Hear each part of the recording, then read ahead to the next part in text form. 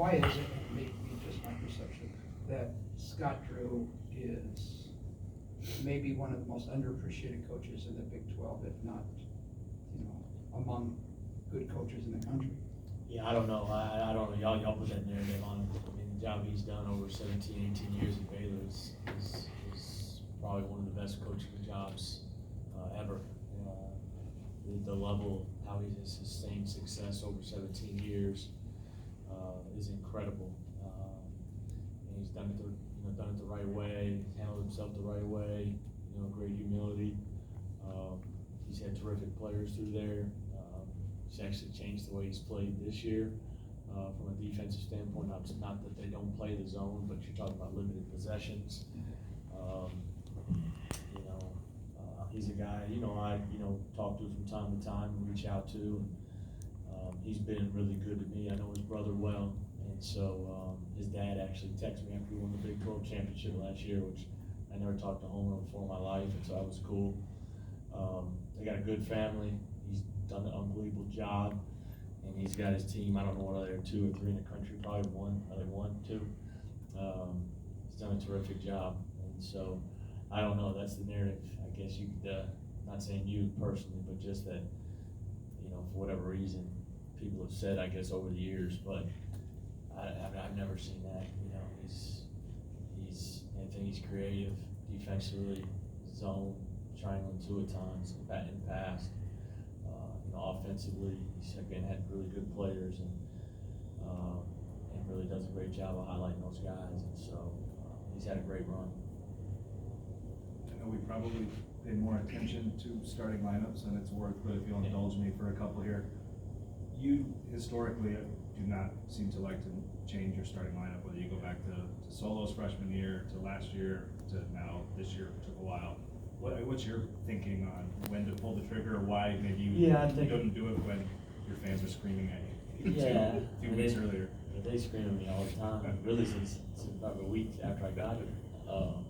That's just part of it, but I think one of my greatest traits, if you ask people, is I think I'm loyal, from a standpoint, where, I want to continue to try to give confidence, to where until I know, hey man, this is probably the best thing. I don't want to, change things too early. Sometimes it's worked out, sometimes it hasn't, to where hey, you need to make the change. To where I thought Solomon played his best game of the year from a standpoint of the way he competed. I don't know statistically if it was, but his competitiveness against Doolittle, the way he flew around and competed, even his jump hook he made in the first half, the pace that he did it with was just different. And so, everybody has their own reasons. Sometimes changing is better. Sometimes being able to stay the course is better. There's no rhyme or reason to it outside of, you want to try to continue to give those guys confidence until hey, we probably need to go this direction.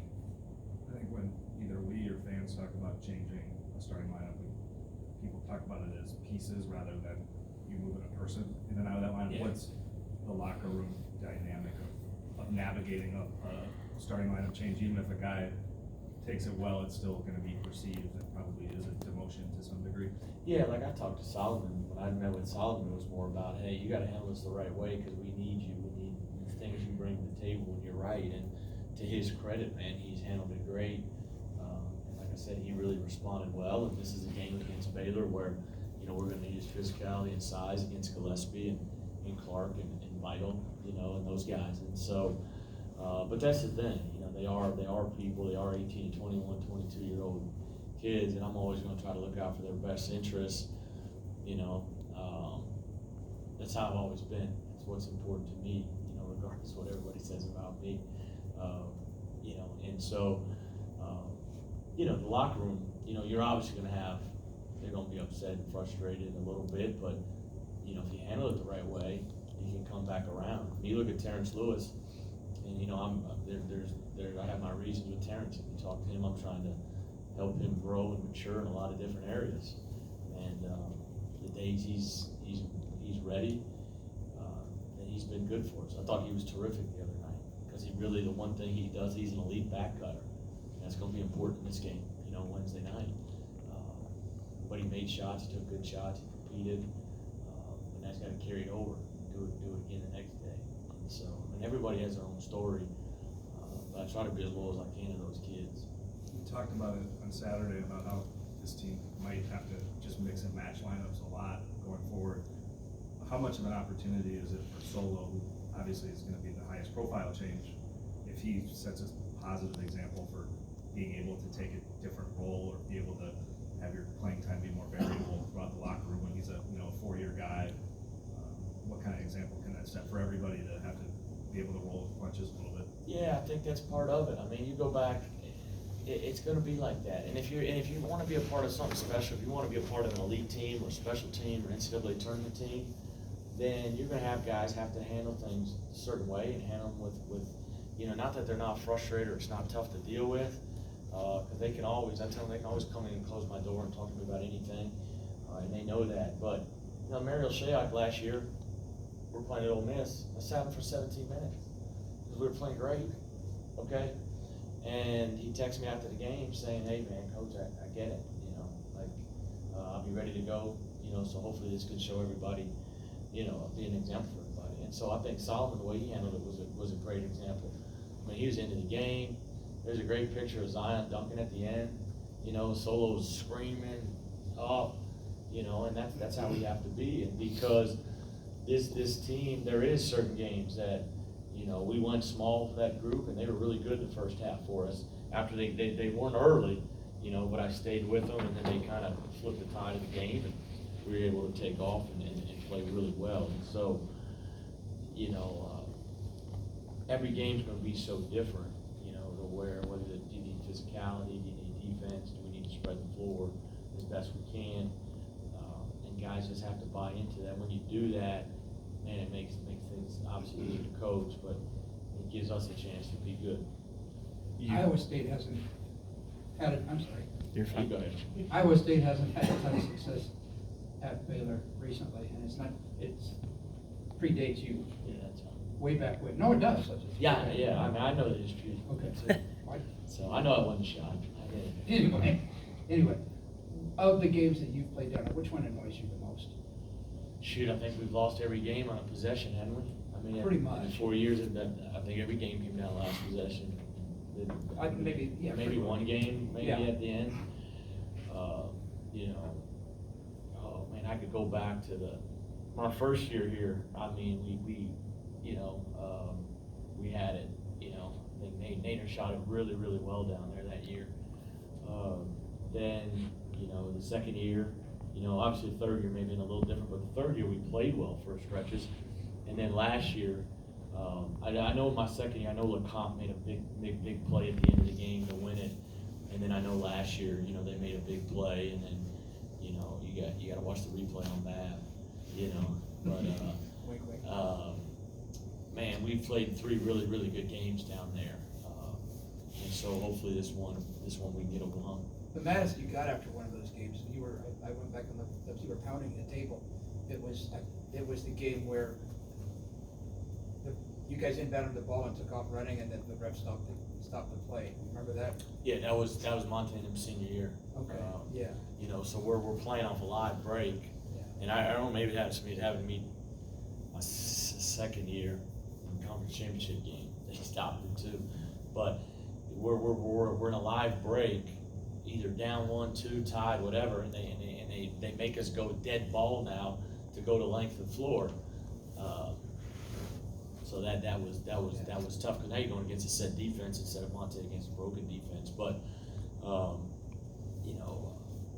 there's a couple possessions in both those games. Obviously, as a coach, you look back, which could have been different. But we've had really good games down there. We've been really competitive, and so I expect the same thing Wednesday. Talk to Lova about those areas you're helping Terrence try to grow in. What are they, and just what have you seen from him over the last month? Because it seems like there have been a couple of big opportunities that he's had and tried to make the most of. It is trying to get him ready to compete once he walks out these doors. That's really what I'm trying to do with Terrence. I mean, basketball is basketball. Just trying to get him ready to compete as a young adult. That's my number one thing with Terrence. And try to pour into him and get him understand things that you know, everything you do needs to be able to translate into to life success, not just you know, college success. You know, what are you doing to put yourself when you leave here to be successful? You can't act like this, or you can't do this, or you can't do this, you know, and trying to help him mature and grow. That's my biggest plan, biggest thought process with Terrence, and biggest challenge with Terrence, and trying to challenge him that way. But, you know, so he's had good days, he's had bad days, but man, I thought the other night I was really happy for the way he played, the way he competed, and he did some really good things for us offensively that we need outside of making shots. Everybody corrals Tyrese so much, you gotta have movement with him away from the ball, and Terrence was able to get 4 points on back cuts, which is huge for us. What have you seen from Baylor that, you know, they have one loss on a neutral court, and I guess what's made them the number 2 team in the country right now? I mean, they're good. I mean, I watched the Washington game last night, and so they're up really 10 with 6 minutes to go, and just didn't score down the stretch. Had some opportunities, and, you know, it sometimes comes down to you make an open shot. It's like, can you make one shot to close the game? And, you know, they missed some shots, but number one, they got a really good guard play. I mean, you know, Butler, Teague, Mitchell, you know, Bandu, Meyer, those guys are really good. And then they bring a physicality with the way they rebound the ball with Vito, Gillespie, Clark. You know, defensively, it's probably one of his best teams. Like I said, they probably only played a handful of zone this year. It's more about pressure man, keeping on a side a little bit, trying to play like Texas Tech has played in the past. You know, ice and ball screens. We got to get great movement. We got to get great cutting. Thought we moved the ball very good the other night against Oklahoma. You know, we'll do drills this week where it's about ball movement, no dribbles. Any dribbles, you know, unless it's getting downhill to the rim, man, that ain't good. You know, because now they're getting loaded again. It's got to be ball movement, and cutting, to try to keep them in rotation as best we can. But defensively, they've been terrific. When you look at their numbers, and they're just physically can overwhelm you on the glass, I think, and then obviously their ability to shoot the basketball, you know, and they can spread you out. I think that's huge. And Scott's done a really good job. He's got basically everybody back, and I think they got everybody back again going in next year, maybe if I saw what I did on TV right, or maybe just one guy. But I think he's done a great job of, you know, being able to get guys in there. They're going to, you know, be there 4 years, kind of turn it over, and that helps you maintain the level of success. Because, I mean, you said they look like Tech a little bit in terms of what they're doing defensively. Is that similar gameplay? I mean, similar stuff that you can focus on in both games this week? Yeah, I think offensively you can for sure.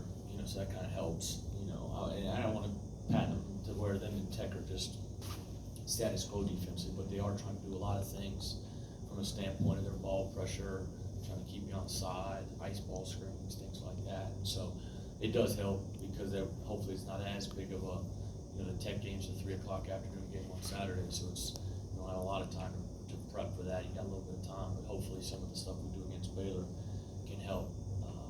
You know, it's a great week for us, you know, but, you know, we played well and love it. You know, we talked about Waco. I know we're flipping gears when we say Tech, but we played well down there. But I think this game will help for you know, this game, both these games can mirror each other a little bit. I know a lot of times last year you talked about wanting Tyrese to shoot more. Is patience a virtue for him though? Because even the other night, I don't know if he got a shot in the first 7 minutes, but he ends up with an efficient 15 and 8, and that's kind of what he's giving you, if not more, night in, night out. Yeah, he's got to be aggressive though. I mean, there's some things, even when, you know, I usually go home and I'll play the telecast just to listen to that, and then I'll watch the video on my laptop. And there's a couple possessions where, I mean, he's turning down 10-foot floaters or pull-ups that, you know, we end up getting a decent shot, but he probably turned down a great shot. And so I think he needs to be aggressive in nature. I think all great players, man, they may take a bad shot or two throughout the course of the game, but, you know, he doesn't take many bad ones, maybe some deep threes, but I think he needs to always be in attack mode and be aggressive. He's proven that he can do that, but he's also obviously a willing passer when you look at averaging 7 assists, 8 assists a game. I just think he has to know when we need him to make plays for us to score. You talked about the cutting against Baylor's defense. That's something that I think Terrence has done pretty well with, really, in his entire time that he's been here. How rare is that to find now in kids before they come to college, that they just kind of have that innate ability to like see those cuts, and then how can that fit with what Tyrese does as a passer too? Yeah, A couple you know. baskets off that on Saturday. Yeah, we touched on that a little bit earlier from the standpoint of, I think Terrence has a great knack with that. I mean, if you're in the corner and they're above you, you need to be cutting. And Terrence is athletic enough to where you get back cut and finish, or you get lobs. We haven't gotten lobs yet, but he's finished, you know, with that. And, you know, he knows 3-man side when Tyrese is coming. If I'm the middle guy, I want to try to cut behind the defense. And so we work on it, but Terrence it's second nature to him for whatever reason. You know, he's really good. He's got a great feel for that. Sometimes too, like we'll show clips today of about 5 or 6 back cuts. Sometimes he's doing it all the time to where you're bringing your guy in to help, to where if your guy's already there, we shouldn't be back cut, just stay in open 3. So he needs to learn when and, you know, when to do it all the time for spacing principles. But man, he's really good at it, and that's key because when everybody's turned and focused on Tyrese, he needs movement. Either the games you played or both in the film you've watched, what do you see why the league is so strong across the board defensively? Is it personnel? I mean, no coaching changes, so. Yeah, I don't know, man. The league is, I mean, everything is in the, everything is in the low teens. Even Baylor, I mean, they're not, I don't know what they're averaging, 73, but I mean, you look at it's 67, 57, 59, you know, their last 3 games, but they've been so good defensively too. I don't know, you know, I mean, it's sometimes like, you know, hey, you know, Baylor's kind of went away from the zone a little bit and took some, maybe, I want to say Texas Tech principles, but they're playing, and everybody's familiar with that defense to where they're playing like that. Kansas has always been good. West Virginia's kind of reloaded, you know what I mean, to where he's got guys who can really guard the ball now. I know Oklahoma State has been good defense for a while. Bruce Weber's known for how good he is defensively. I think Jamie is too. And so that just leaves us need to get good at defense. You know, because I looked at numbers today, efficiency in the league, we're 1 in offense, last in defense. I always tell our guys, hey, if we just get in the middle of the pack, we'll be awesome. You know, and so, but we've rebounded it better, you know, the last 2 games. And we got to continue to make people miss though. For this game, maybe not just this game, but for this whole week, are you still going to look to get that lineup experimentation going for guys like Terrence and Trey and Zion to maybe get in there? Are you pretty set on, you know, what this team is, or are you trying to get those guys some more minutes in this Talking about week? starting lineup, or are you just talking about playing? Or just on the floor? I know you said that. that. I think it's more just handle like we did the other night, to where, hey man, we're gonna sub, and if these guys are playing, give them confidence to play, and then, you know, go with what's working. But try to give those, try to see if we can stretch our bench out, give them confidence, so we can stay fresher, so we can compete better. I thought the other night we just competed so much better. I mean, we had great attention to detail on Doolittle. They missed some shots, but that was really, you know, we wanted certain guys shooting it. And our energy was great. Our energy was great. Our ball movement was really good, and our pace was good. And so, yeah, I don't think we're trying to change anything. Just kind of go how we went, kind of feed off the other night. And that doesn't mean if the bench goes in and plays well, then you roll with that. If not, then you go back with, you know, to the beginning and go from there. Thank you, Coach. Thanks, guys.